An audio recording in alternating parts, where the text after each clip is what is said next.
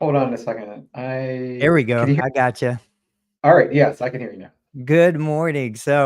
I'm going to bring Dave Kittle on with the three of us. Good morning, Morning. everyone. PT Breakfast Club, Monday morning, 8:30. I'm Tony Maritato. Dave Kittle is in the middle, and Dr. E. Urson Religioso the Third. I practiced that name all morning to make sure I got it. Well, if Uh, only I was Italian. oh, It's really Kyoto. Oh, okay. Better. I'll let you Yeah, say it. really So Kyoto. here's the deal.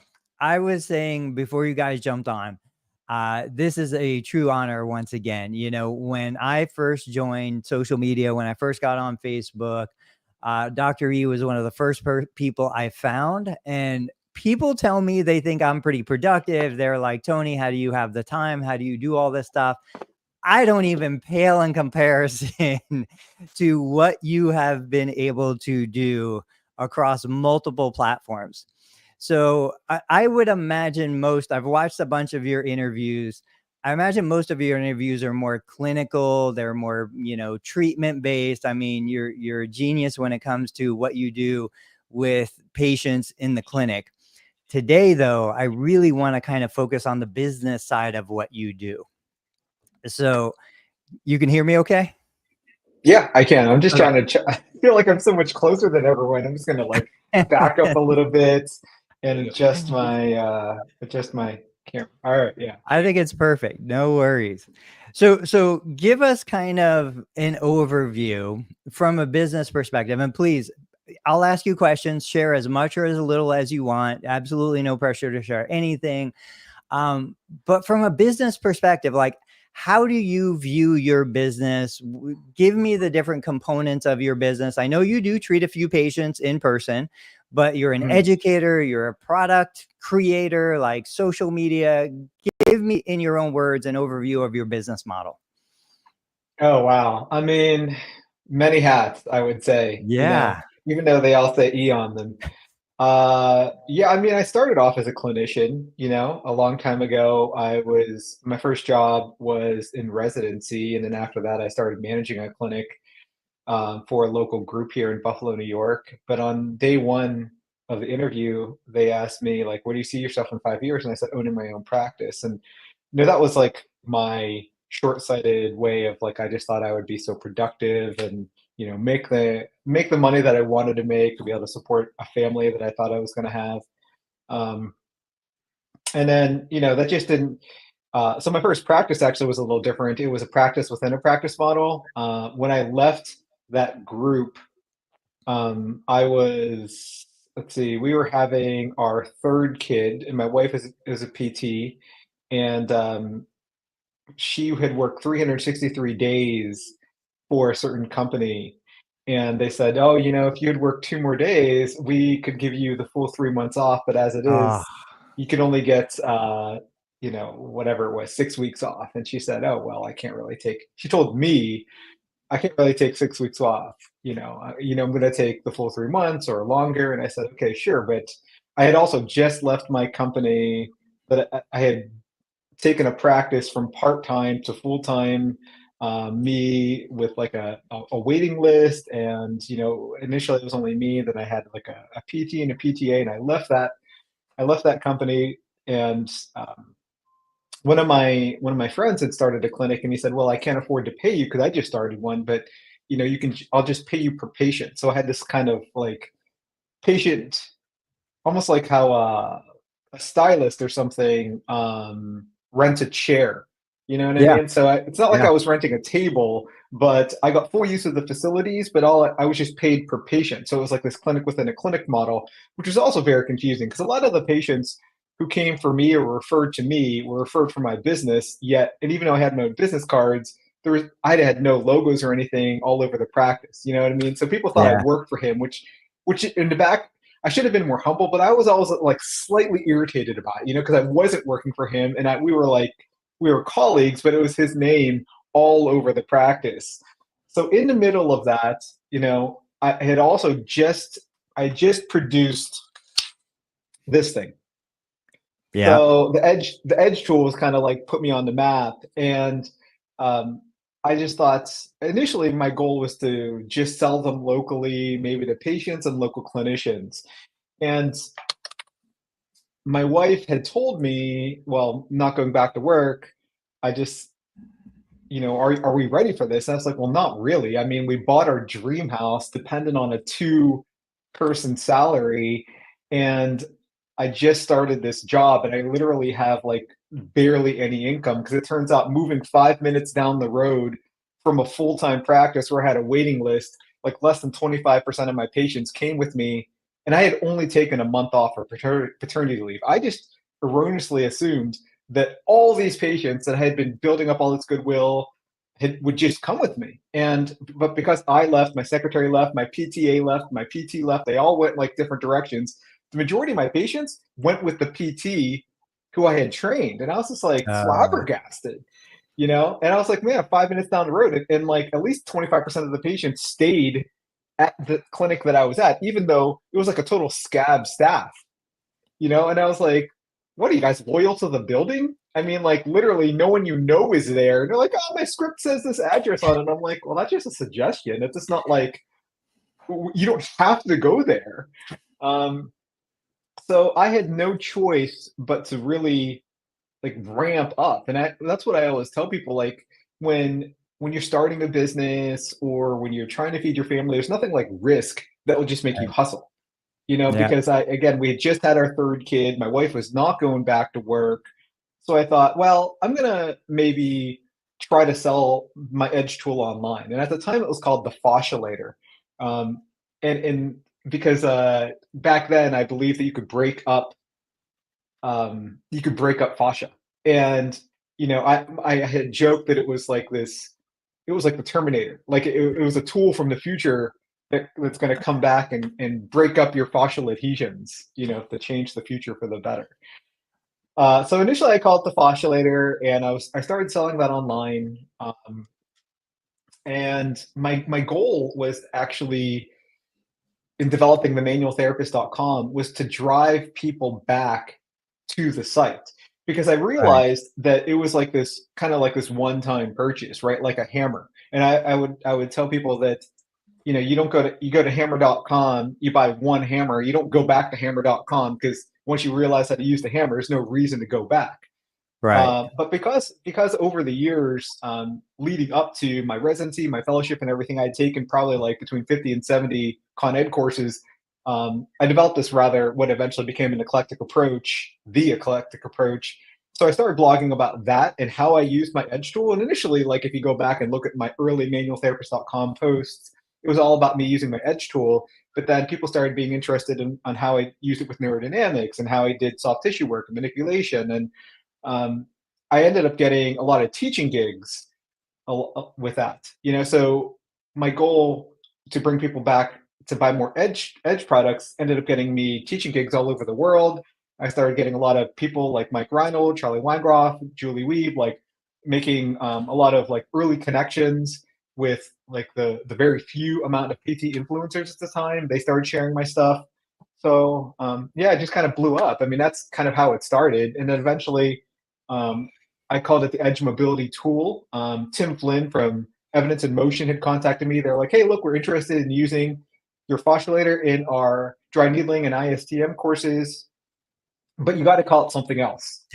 Like it got to call it something more professional. So I kind of held a contest on Facebook, and one of my colleagues that used to work with me, Dr. Jerry Moriardo, he said, hey, why don't you call it the Edge tool? It fits in with the whole E theme, like Dr. E, because I'd already started calling myself Dr. E because everyone gets my name wrong, my first name and my last name. Yeah. So I started calling it the Edge tool. I tried to patent it, but I couldn't patent it. And we can get into that later. And then I eventually started developing a whole line of products based around edge mobility. Wow. Because the whole purpose of me developing the edge mobility tool, was to get like a high quality product that I had vetted and maybe created. But I looked at other things like the TRX or BFR cups or cups or something, and they're like medically priced. So I just thought, well, I can source these, either create them or find someone and white label it, and creates like products that any PT could buy, like who's in my position, like just starting off, or maybe even Yeah. patients could buy. They could use them for home because I used to think, well, it's dangerous for patients to use these things, but they're using them anyway. They're like Right. whatever, doing up to down kettlebells, bottoms up kettlebells to release their psoases, doing all kinds of like crazy massage guns on like all over their body. So I just thought, well, I might as well sell them to patients too. So So That's, I mean, that's kind of the short of it. I so love it because there are so many similarities and so many of these stories, like even between you and I, once again, there's a lot of little things that happen to you that also happen to me. There's nothing more motivating than knowing that you've got to pay for things. I know a big urgency in my life early on was starting a family, knowing that I was going to have to get money in the bank account. Nothing like that to keep you motivated. Now today, I feel like I'm too comfortable. And so I don't have the motivation and the urgency to really do anything with my business. So it just kind of sits there. Dave, I'm sure you have some ideas in your head or questions that you wanted to ask. But before we do, so when I look at your business from the outside looking in, I see the patient care aspect, and I believe, and correct me if I'm wrong, are you the only therapist who treats patients for your business? Yeah, I've always been solo. I've never even had a VA. Yeah. Have you ever did you ever have that vision of like, I'm going to open a facility, I'm going to hire therapists, I'm going to train them in kind of my vision, and we're going to deliver the patient care experience that you want to deliver? But then what made you decide I'm just going to stay solo? Well, I mean, I guess it was kind of like if you want a job done right, you got to do it yourself kind of thing. But I mean, I had worked in a practice and I loved working with students full time. Yeah. As I was, starting to build my social media presence and starting to sell more products, at one point I realized that as successful as my practice had become, and that second practice within a practice, I eventually built up again full time, another waiting list. It only took like 6 months for everyone to kind of find me again, doctors to start referring to me. So that was very successful. But I remember like when I was doing my taxes about a year or a year and a half into selling products and teaching courses. So I had split up my business into two LLCs, like my teaching and clinical business, and then my product business. So then just looking at my products supplemented by my courses, I realized that in like 1 quarter, I had made more than I made in my practice. Yeah. So I just thought, why am I working full time? You know, Yeah. like let me step back from this and try to develop this a bit more. Um, so that's even though I love treating patients, my passion is really teaching and also spending time with my family. I should say spending time with my family and teaching because my goal now is, not only of course to sell products to supplement my my income and everything, but it's to help the next 10,000 patients. Because someone asked me that very early on in me starting this. They're like, "Do you want to help, 100 patients a week, or do you want to help 10,000 patients a week?" So my goal is to help 10,000 patients a week, and not only by myself, but I still get to treat but teaching other people how to be better clinicians is how with like a simple approach, not like this Right. complex manual therapy residency slash fellowship.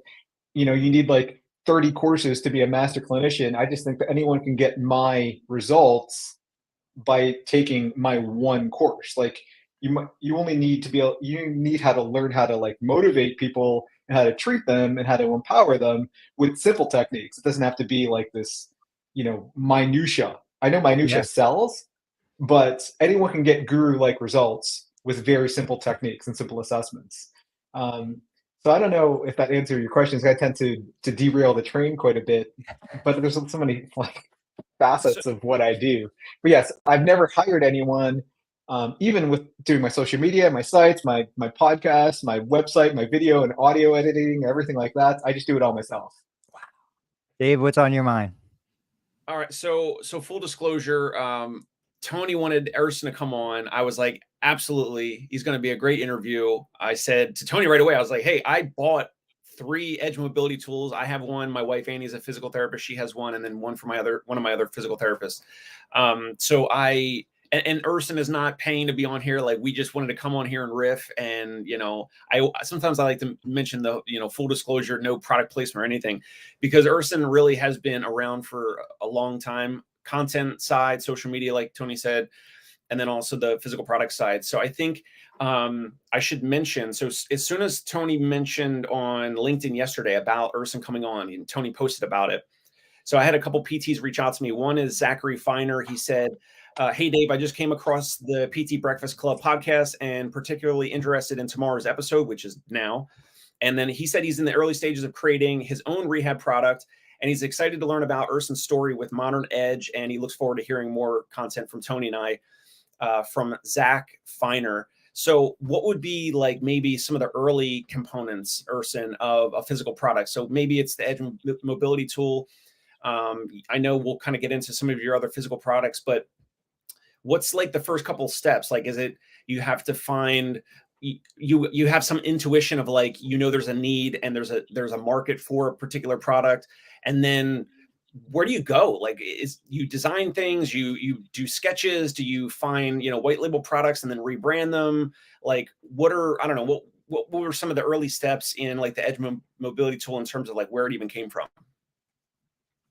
Well, when I was doing manual therapy and soft tissue work, I had this really crude kind of wooden tool that I had based upon some kind of tool that I got. Excuse me. Sorry, AirPod came out. We're live. It's all good. Yeah, right. Yeah, that I got from the Institute of Physical Art, and it was very crude. Like, I called it a wooden knuckle because it was supposed to kind of like replicate doing soft tissue work like that. So we were using them on patients with success, but you know, they looked like snowflakes. I called them basically because every single one was different. I had patients who were woodworkers. They're like, oh, I can make those things for you. You know, I sold them for like whatever, $15. I don't know. But again, they were snowflakes. So I thought, well, maybe I can mass produce this thing. But in the middle of me using this, I remember treating the son of a local chiropractor who also taught at one of the chiropractic schools in New York here, Buffalo, New York. And he thought, hey, he said, let me bring you in these Graston tools. And I was like, well, what's that? Right. And so he showed me these tools and I was like, oh yeah, that's fascinating. And, you know, and he's like, oh, can you feel the fascial adhesions? And at the time I thought I could, because I don't believe in that stuff anymore. We can get into that maybe in a future podcast, not now. Yeah. And I said, well, these are awesome. How much are these things? Like $3,000. And again, I was only working for someone at that time, you know? So it was like, I was like, what? That's crazy. These things can't possibly be worth $3,000, you know? So I did like a preliminary Google search at the time, and, you know, there was nothing on the market. I mean, there was something that was similarly shaped to this. I don't remember exactly what it was called, and it was anodized aluminum. So I thought it was cool, but it was rather on the crude side. It was a bit harder to hold. So I had a student, and a lot of this is just like happened to be right place at the right time. I had a student who was a former engineer. So I said, hey, look, if I come up with some kind of like physical drawing of a tool of how I want it to look, can you make a CAD drawing for me? So he made this CAD drawing for me, and then I went around to local manufacturers and I found one who could make it. And that was really difficult because I thought like, oh yeah, it would be easy. You just go to some kind of steel manufacturer and they can cut it out of steel. I had no idea what it was like. And that's where I realized like it's difficult to talk to an engineer. First of all, I'm talking to an engineer, and the engineer who ended up being my neighbor. My neighbor also like refined the tool. Like my student made the drawing, but my neighbor's an engineer. Is like, oh yeah, sure, we can do this. And they're talking about like, you know, tolerances down to like this whatever micrometer or something like that. And I'm like, I don't care. It's not this like moving part that needs to fit into the space shuttle, otherwise it's going to explode. Like, yeah, it's all right if it's not to some tolerance. And I'm trying to just say like, can't you just make this in this shape? And they're like, well, we can do this and we can chamfer this. I'm like, I don't know what a chamfer is. I don't know what, you know, you eventually learn how to like talk to an engineer. And I felt like before as a PT, I always loved having engineers as patients because I loved physics. I used to tutor physics, but this is a whole nother level. And I'm like, I just need like, I felt like I needed a translator to be able to talk to the engineer to tell them what I wanted. Yeah. So eventually I started mass producing this thing. And the hard part is every single manufacturer that I found would do a good job for maybe like 2 or 3,000 units. And then I'm purchasing them maybe like 100 to 200 to 300 at a time. And then all of a sudden I would purchase 300, and then all of a sudden I would start getting hit with returns like, oh, hey, Oh, these things are just like totally messed up. And you think they're going to make the same thing over and over and over again. And I'm probably on like my sixth manufacturer, and I've stuck with this guy for probably the last 6 or 7 years. But every manufacturer up to then, I had to just like eventually let go, because not only did they wow. raise prices, but their quality just totally dropped. Like they would have scuffs all over them. They would, people would be scraping them. They end up like scratched or bleeding. Um, the finish would be wrong, and I'd already purchased so many. So um, something like this, I think if you have a physical product, it's quite a bit easier to do than something with moving parts. With moving parts, I Yeah. don't really have that much um, that much experience. But the first thing you would do if you have the idea for a product is talk to an engineer. And again, if any of your patients are engineers, it's great because you end up like, I'm a big fan of the barter system. It's like, hey, I'll give you free Right. treatment. You give me like, draw free CAD drawing, things like that. So that's what I ended up doing at the time because I didn't have this huge budget. By the time I came up with something like Edge Mobility Tool, I wanted to patent it, but it turns out that if you want to patent a product, you have to have the faith in your product and pay for that patent. And something even like I mean, at the time, like 12, 13 years ago, yeah, I think a simple patent for this shape in the US only would have been like $7,000 to $10,000. Yeah. But you could only do that if you haven't promoted it and you haven't sold it. Because I Wow. already promoted it and sold like, I don't know, over 1,000. You just can't do it. So it's like that's the hard thing about having an idea for a product is you can't make money off of it if you want to patent it That's first. crazy. Yeah. I've never heard Yeah. that. Yeah. I mean, I treated one of Buffalo's best patent lawyers. Wow. And I would highly recommend his services. And yeah, that's what he said. And so So then when you're placing these orders, you're getting, a couple hundred at a time. Are they coming to you? Are you then, I was looking through various outlets you have. Let me make sure I've got it right.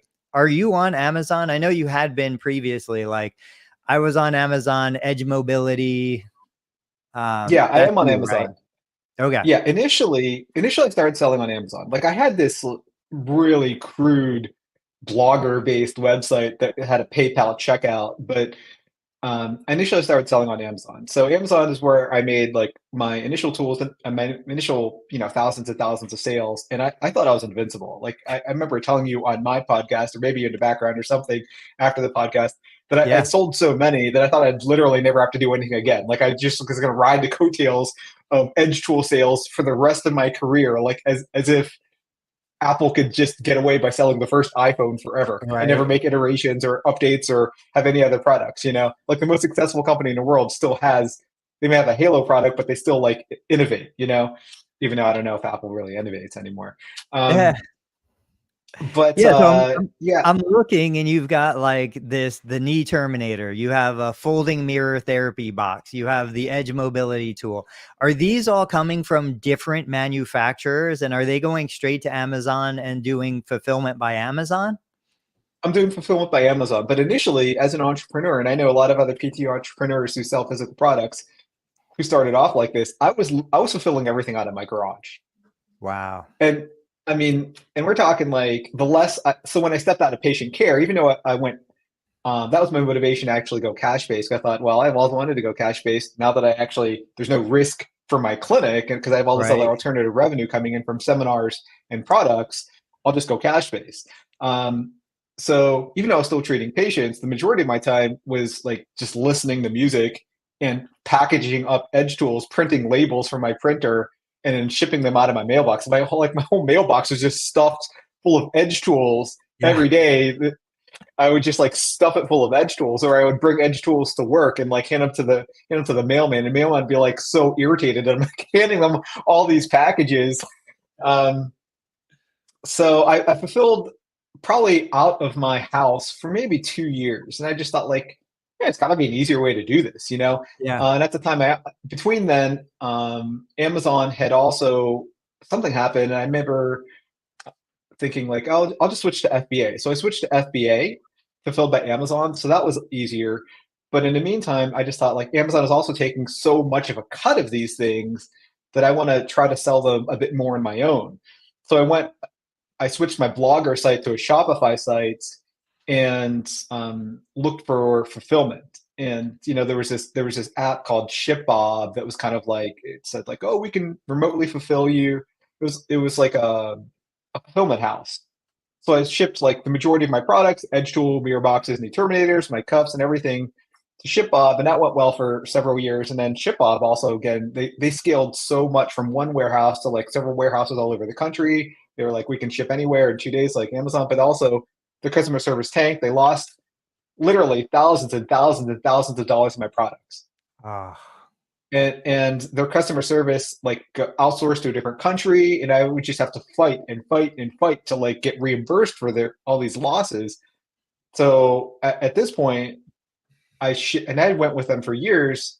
One of the early adopters. Now I just use like a local fulfillment house for the majority of my products. So um, again, I used to fulfill everything out of my garage, and now I strongly recommend that once you can afford it, you just use a local fulfillment house, so I can again spend more time like promoting my stuff, you know, doing podcasts like this, Yeah. um, being with So my family. I was looking on your website and I shared some of the links in the comments so anybody could go check it out. theedgemobilitysystem.com, new products. When I go into any of these products, I realized it was a Shopify store. Am I correct? Yeah. And so somebody goes, they purchase, the Shopify takes the payment, and then you have a local fulfillment house that actually ships the product for you. Now you have some big stuff, like there's a trifold aluminum table. Are you sourcing all of these products? You've got this portable red light therapy. You're buying stock inventory in this, putting it at this local fulfillment house? I would say everything that is the majority of products that are branded Edge Mobility are stored at my local fulfillment house. Okay. Some of the stuff like the red light therapy I just started selling, but that is Yep. through Shopify Collective. So Shopify Collective is kind of like you can cross sell Right. any like I'm on Collective. You can cross sell anything for a portion, but it natively looks like it's on your store. Other I things like see. the table, I don't necessarily buy in bulk. I drop ship, Yeah. and it's white Okay. labeled. Okay. So if you guys aren't The familiar with drop dynamometer. shipping, you find a supplier, Shopify takes the order, then Shopify sends the fulfillment house or the supplier of that. So I get less of a cut, but it's less risky because I don't have to buy like 100 or 200 Yeah. tables. Yeah. Have you ever looked into doing custom bundles on Amazon, like taking 2 or 3 products, putting them together, creating it as a new SKU? I don't know what Amazon calls it, and having it as a new product listing on Amazon? I was thinking of doing that of like of my own stuff for Yeah. sure. I don't know. I'd have to look into that, but I recently just filed for Amazon brand registry because I went this entire time. We're talking 12 years with a DBA as Edge Mobility, but I Okay. never ended up with a trademark. You know, I have like a common law trademark because I've been doing it so long. Like someone actually once said, like, "Hey, you know, one of these products you're white labeling, we have the same mark," and I'm like, okay, but how? And they sent me this kind of cease and desist thing with like, Yeah. and then, but then my lawyer, who again is like this super big time patent lawyer, he's like, oh yeah, you know, I Googled their lawyer, and she's just like some new grad who's like has like a mailboxes like mailbox doesn't even actually have an office, and so he just sent them like this, oh yeah, well, you know, person's been doing this for so many years, and even if you patented it, like you're not going to, even if you, I shouldn't say patent is for a design, a mark is for a word, right? Like Edge Mobility System. Like even if you try to file for this, he'll get it because he's actually been selling it under this common law mark for like 15 years. And he has all these Amazon Oh, records and Shopify records and everything.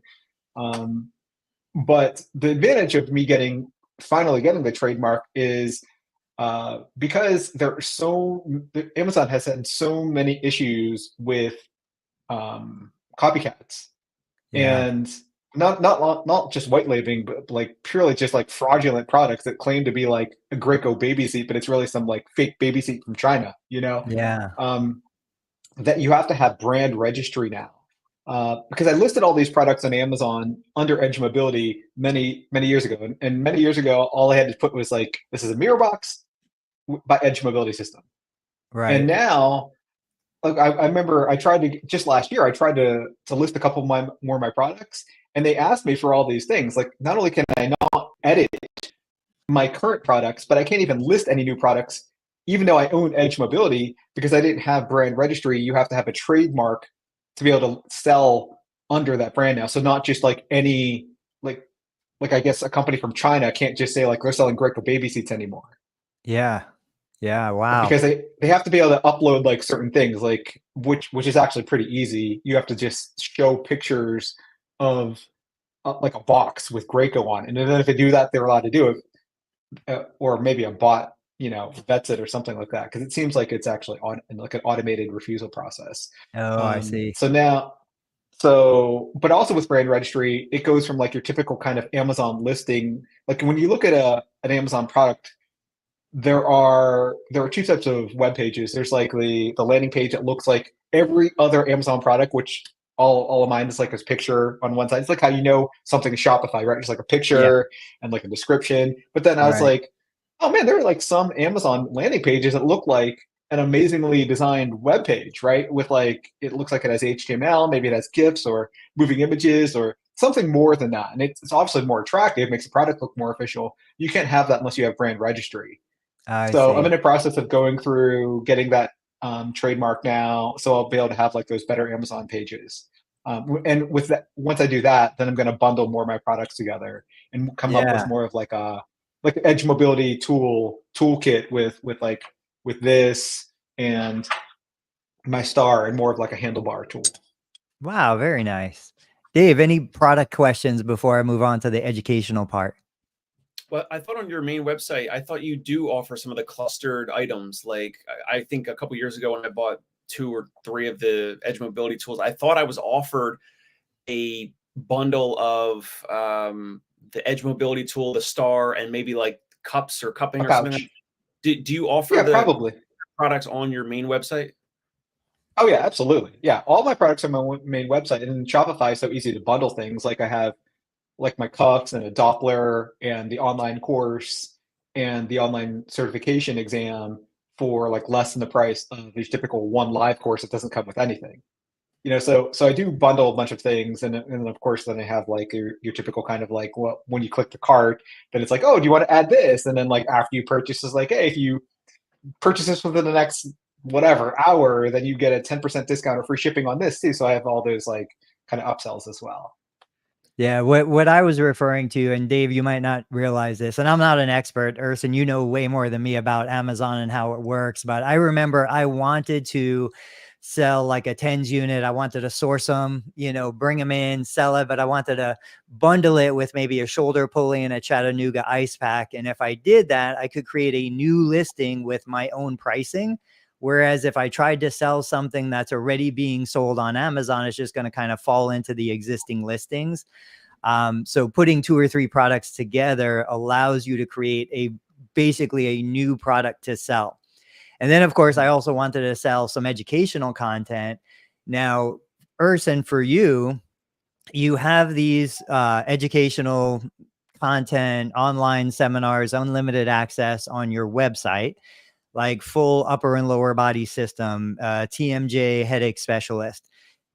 Are those therapist facing or are those consumer facing? They're therapists. Yeah. Okay. But then Yeah, because they're approved for CEUs. I see. And then you also have your live seminars, obviously, where you're traveling and doing that.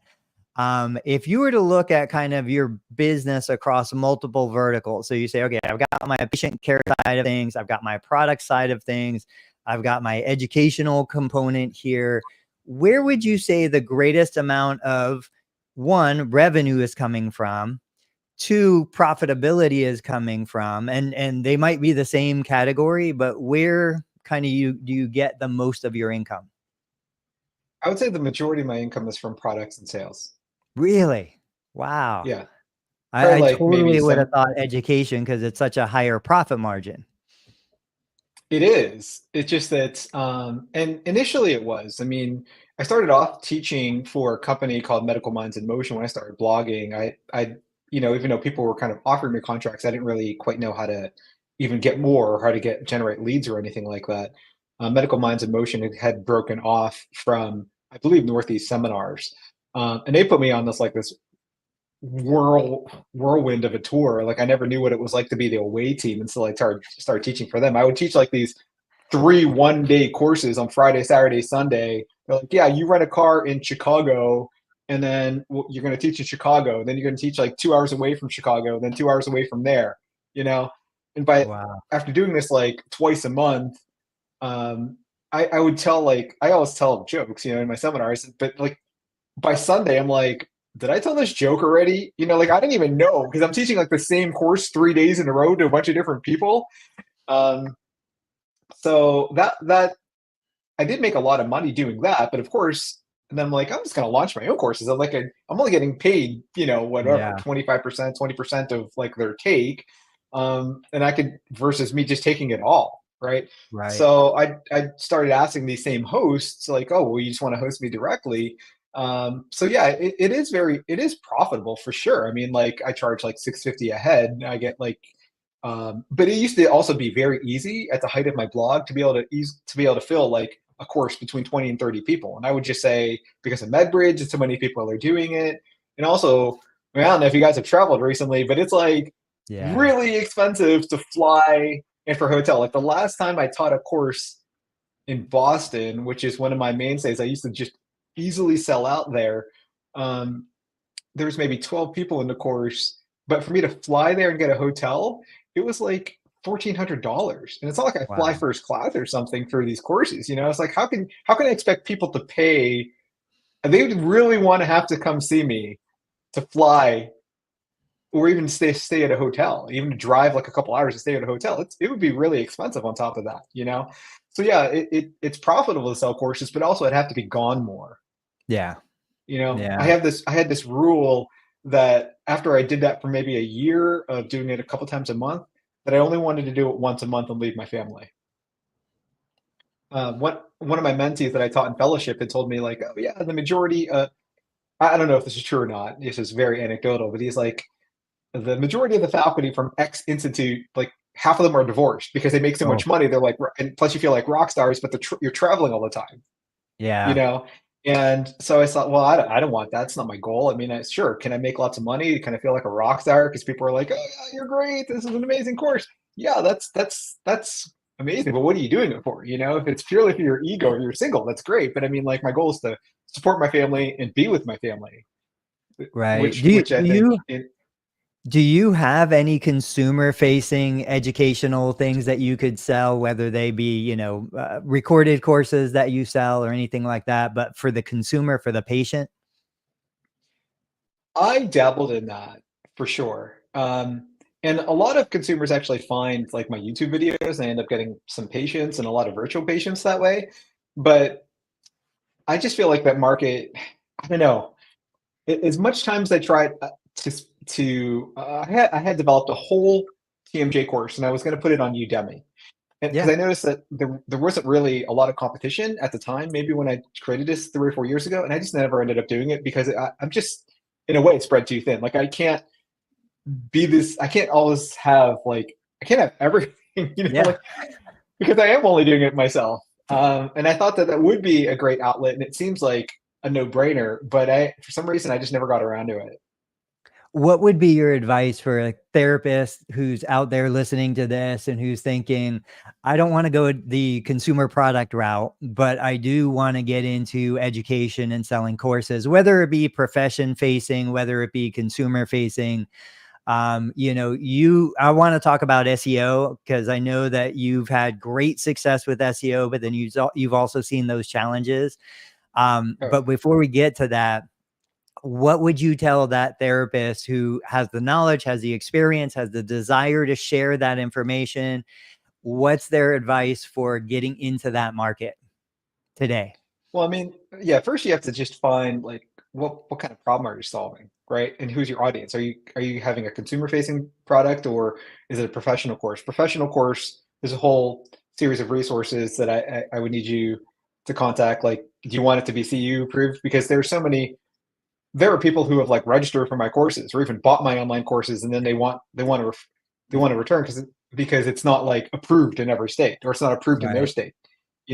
It's the crazy thing about the professional side is that getting a course CEU approved, it's like the Wild West. It's nuts. I don't know if you guys know who Katie O'Bright is. You guys know Katie O'Bright? I know the name for sure. Yeah. Yeah, she founded a course or a company that was initially in the pandemic. She thought like, oh, I'm just going to bring virtual courses to everyone. So she, like me, was like a startup, and she was teaching courses, and she wanted to get them approved as many states as possible. And the APTA used to have something called ProCert.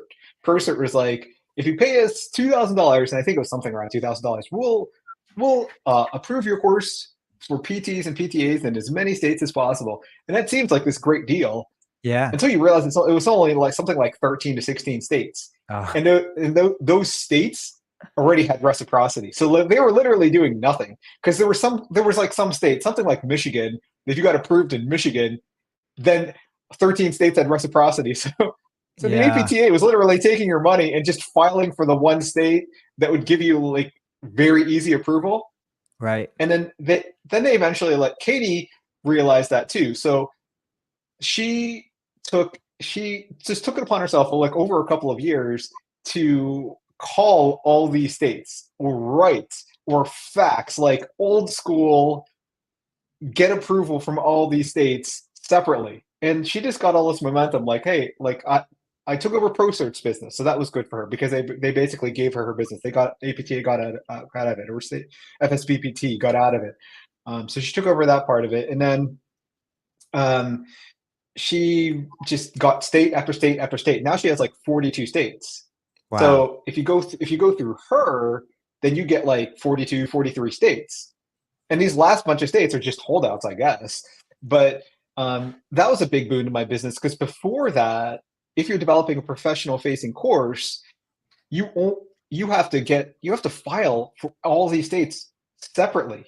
And all these states basically, sometimes it's just file the paperwork, and other times it's you got to pay a fee. Like in New York, I had to pay a fee of something like $900 per course, but because I'm for profit. But if I was not for profit, you could just fill out the paperwork.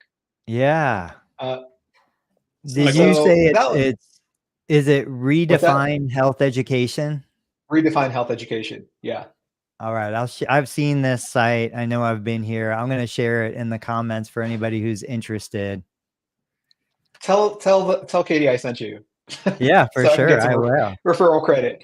It's But if one of you're those things where, like for my main course, it's a Learn Medicare Billing course. I of course looked into CEUs, and I was like, why am I even going to absorb the headache and the hassle and the expense of getting CEUs in every state?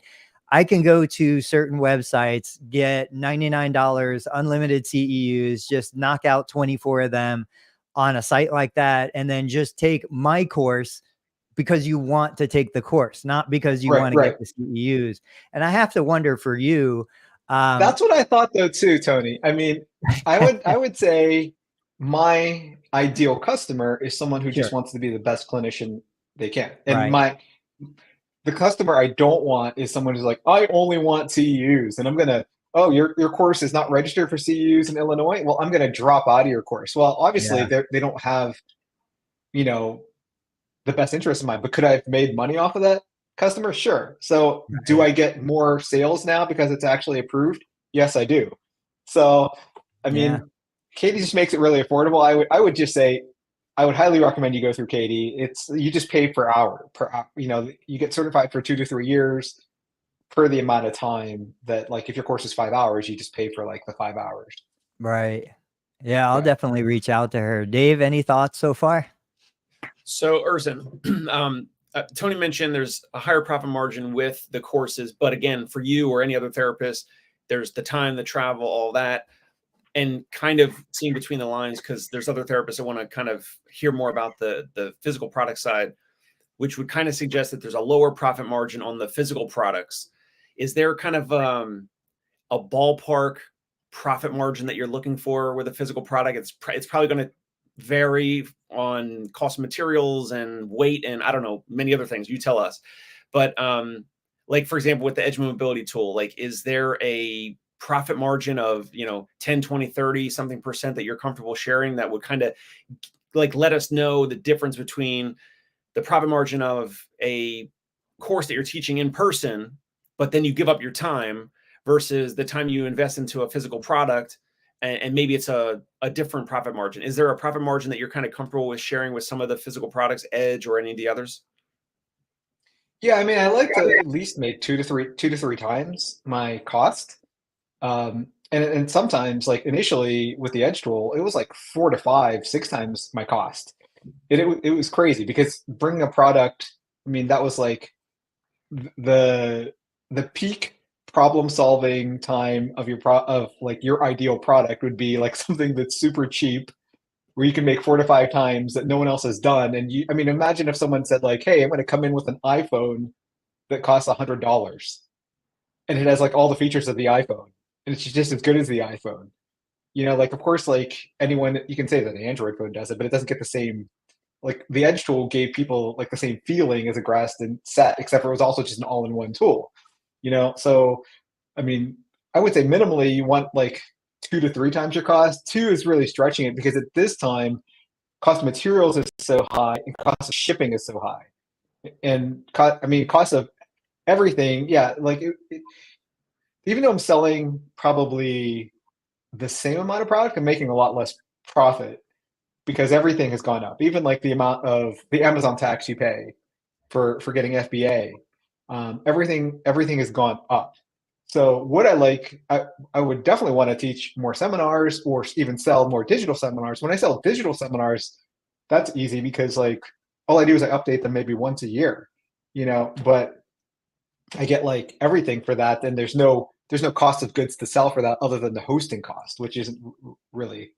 I just do that all through my Shopify site. So getting back to just doing seminars though, real quick, if you want to do online stuff professionally or virtually, you also have to find a platform. And all these platforms like Udemy or like that's pretty cheap. But something that everyone else uses like Thinkific, even though it seems very attractive and very easy to use, I don't recommend it because all these platforms say that like, oh, it's all in one. We have CRM, we have funnels, we have whatever. Um, I feel like all these platforms are very good at one thing, and then they just tack on features of that to say that they have all these features, but they're not really that great at them. And for the amount you pay for Thinkific, I can say it's a lot cheaper to just get a Shopify site and add a few plugins, and it can do the same thing. Because not only will that enable you to sell physical products, but I'll do all my online courses also through Shopify with just a couple plugins, and it's still cheaper than this one purpose thing like Thinkific. Because if I had Thinkific, I could sell my courses, but maybe only like one course. I'd still have to pay like 100 something a month per that one course. Versus Shopify was $30 a month for my Shopify site, plus maybe another $30 or $40 for like the different plugins that allow me to, I put all my videos on Vimeo, and then I have another plugin that allows you to deliver them like digitally via a link. And the thing with Shopify versus Thinkific is Shopify has all these other plugins you could add to like improve your SEO or because it's specifically directed at selling. But you can do multiple products plus turn your Shopify site into a full LMS, like a learning management system or learning. I don't know exactly what that stands for, but Yeah, you got it. that's what I would recommend.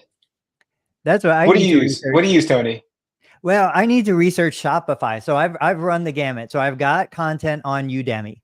The benefit of Udemy is it's got an audience, but it's not an audience for physical therapy per se, but it does have an audience They do produce SEO optimized content. So when you search my name, you'll see my Udemy show up in Google organic search. Udemy will pay for ads to promote your courses, but they also control the pricing of your courses. So if I'm going to produce something that I'm comfortable selling for $10 and I'm going to get 3 of those dollars, I'll throw it on Udemy. And I've done a lot of experimentation with Udemy. I also use Thinkific. I use Thinkific for my main course, but I'm not selling products. I don't have other things that I'm selling with that. So Thinkific, I could create a full course. I made over 6 figures on Thinkific before I ever upgraded to a paid account. And even now, the paid account's like $800 a year. It's way cheaper than some of the other platforms like School or Kajabi. And I've just always been on Udemy or Thinkific, so I'm just comfortable with it. I could pump out something really quick. But I really do want to check out Shopify now as I start to look at some of the drop shipping options, look at some of the other options. I've done courses that are just email courses. I've done WordPress plugins. You know, I was on ClickFunnels for a long time. I've done Teachable. Like I've run the gamut. I've had a lot of experience. Again, I've done all those things too. Yeah. Yeah. You and I are so similar. Like I think you and I, we love the process. We love figuring this stuff out. We love learning about it. And there is no way, I don't think you probably could. I can't justify the expense in time to learn all this new stuff. So the reason why I do is because I just love the process. I love learning it and figuring it out. And like you, I'm not totally a one-man show, but I'm pretty close. So we're getting close to the top of the hour. I want to be very respectful. I want Dave to think of a parting shot, but the last question that I had for you, Dave is in the business of, business. I mean, he's in acquisitions and doing all this stuff. I know when I started Learn Medicare Billing and I grew my YouTube channel, I'm growing my other media. In the back of my mind, there's the thought of, am I building something that I can package and sell at some point? Who I would sell it to, I don't know. I don't know who the ideal, buying agent, whether it be like a large EMR company or a supply company. I've got an Amazon video influencer account. I've got all of these assets that are just kind of sitting in there doing okay, but it should be something that's packaged and sold to a bigger company that they can then leverage for higher profit products that they want to sell. Have you ever considered that between your blog, your social media, your products, your distribution? Have you ever considered, and I know you're not for sale now, but as an exit no, I'm totally strategy? for sale. I'm totally for sale. Like I was, my wife, I was like, have you been approached? Have you ever been approached for someone, I haven't. No, I don't think I've ever had that kind of traction, Yeah,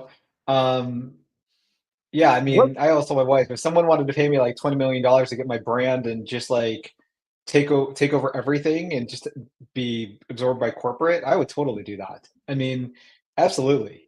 I know a PT who was like doing Aaron LeBauer's mastermind group, and all of a sudden he was like on calls, and he said like he had to leave early because he was offered something like $25 million just for his IP.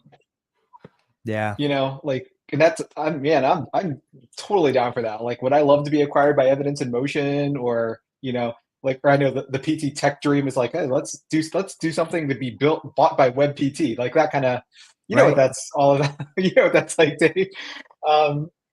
Absolutely, I would want that. I mean, because for me, even though I love and I'm attached to my brands, I mean, if that would allow me more freedom to spend with my family, retire early, whatever, I would totally do that for sure. I will say though, as much as I've heard the dream of retire early, I don't know anybody that's built something big enough to get acquired or done something like that who actually retired early. No, they always do something else, right? Yeah. No, I wouldn't just rest on my laurels, that's for sure. I mean, like you, I would say I have scaled enough to the point where it's comfortable. Right. But am I always looking for am I always slowly adding products to my websites, trying to maximize profits on Amazon? For sure, because I'm comfortable, but I'm still hustling to sell as much stuff as possible. Like I don't want to just get to that point where I was before earlier on when I started selling again so many single products that I thought that I'd never have to do anything again. Yeah. You know, I don't Well, want to be that company. It was a great learning experience when my product got copied, and yeah, within a week of my product getting copied and being sold for like $29 on Prime, right. also that Google had dropped my SEO and my blog ranking. I used to get like 2 to 4,000 hits a day to 200 hits a week. Within a Oof. week, it just tanked. Yeah. Wow. Well, we have a tradition started by Jimmy McKay, who started the podcast originally. We asked for the parting shot. So think about just one or two sentences that you would want to leave with the audience to think about. I'm gonna go first. So my parting shot is, again, it seems so ridiculous, but every time we interview somebody who has success, who's worked hard, who's built something, I hear the same commonality, the same thread going through the story. You know, they've built something to satisfy a need. They built something that helped themselves. They built something that helped their community. And there's just so many similarities in the stories that I hear. I appreciate it so much when you share it so that other therapists can hear it. Dave, what's your parting shot?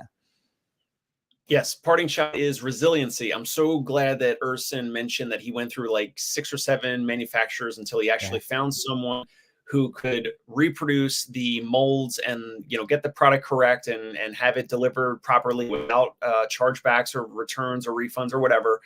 And so I've not done physical products, but anyone that's watching or listening that is wanting to get into physical products, it's just a reminder that you need to just be obsessive. You need to have resiliency. You need to go through a lot of hurdles, and it's not going to be easy with your first product or your first manufacturer. And I'm just glad that Urson mentioned, like, it took that many manufacturers, and it might take you, you know, watching or listening, might take you more, or it might, you know, maybe you find success on your third manufacturer, but it will take time and effort. And it was awesome to hear more of Urson's story. Yeah, Urson, parting I shot. guess. Yeah, my parting shot would be you can do it if you hustle. I mean, I would say I got really lucky in developing a product where there was a huge need for that no one else had done, and I brought it at very low cost to something that was like previously prohibitively expensive for the majority of clinicians. There are definitely a lot of avenues out there for you to do it, but I mean, entrepreneurial ship is a roller coaster, and those highs are met with lots of lows. You got to be ready for that. You know, you a company that I'm involved with, Updoc Media, with they one of the founders, Gene, would always tell people, and I think this is definitely true. Like I or someone like Anthony or Dave, we could help you. We could help you run your own business or start your own product or sell your own product or something like that. But we can't tell you if it's right for you. That's the Yeah. hardest part. Like you have to be ready for those highs and lows. It's not just like this, grass is, it's one of those grass is always greener on the other side kind of things. There's I know a lot of people who have released products and they seem very successful, and all of a sudden, they're just gone. Yeah. Or they build Yeah. up a whole brand and everything, and then some things happen, and then now they're like working as clinicians again. Yeah. So always stay hustling. All right. Well, quick shout out to UpDoc, Ben and Gene. That was actually the first Facebook group I ever joined. Ben was one of the first people I connected with. Gene was the guy who got me to put a photo on my Facebook profile because I wanted to stay anonymous. So You're one of those anonymous head icons. I was that for a long time, and Gene was the No one wonder who I've never finally seen you got. before. I can't believe we've never connected. It's I know. crazy. I know, and the funny part about Gene is he would always maul physical therapists who wore the classic physical Oh therapy yeah. polo. So when I put my shirt And up, I look at you had the guys with your physical therapy collars. polo. Yeah. Gene would be All right. disgusted. Yeah, he was totally. He had a product too, though, a cervical device that I purchased when he was one of the first. Yeah. All right. I'll put all your socials. I'll put all your contact in the description of the video. Urson, it's amazing. Thank you so much. I really hope we can have you back. Yeah, I'll come back anytime. All right. Hang tight.